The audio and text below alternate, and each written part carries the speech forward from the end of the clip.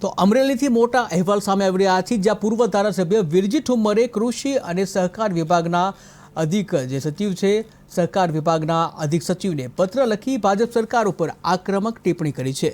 વાવણી લાયક વરસાદ બાદ યુરિયા ખાતરની અછતને લઈને ખેડૂતો છે તેઓએ જે મુશ્કેલી પડી રહી છે તે અંગે ગુસ્સો વ્યક્ત કર્યો છે અને તેમણે રાજ્ય સરકારને જવાબદાર ઠેરવ્યા છે। ત્યારે અતિવૃષ્ટિના ભયના વચ્ચે ખાતર ન મળતા ખેડૂતો પરિસ્થિતિથી ત્રસ્ત બન્યા હોવાનો પણ આક્ષેપ કરવામાં આવ્યો છે। ખાતરના ભાવમાં પણ જે વધારો થયો છે તે ખેડૂતોને ભારે નુકસાન કરતા છે। આ ખેડૂત વિરોધી સરકારે ખેડૂતોને પાયમાલ કર્યા છે। હવે બચવાનો વારો નથી। ખેડૂતનો દીકરો ખેતી છોડી રહ્યો છે।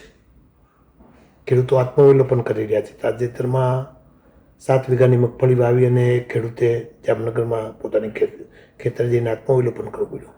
આવા અનેક બનાવ બન્યા છે, છતાં સરકારના પેટનું પાણી હલતું નથી। આજે રાજ્યના અધિક મુખ્ય સચિવ કૃષિ અને સહકારને પત્ર પાઠવી ખેડૂતોને યુરિયા તાત્કાલિક મળે તેના માટે ગુજરાતના તમામ ખેડૂતોને રાજ્ય સરકારે તાત્કાલિક અસરથી પગલાં ભરવા જોઈએ, કેન્દ્ર સરકાર પાસે માગણી કરવી જોઈએ। આ રાજ્યના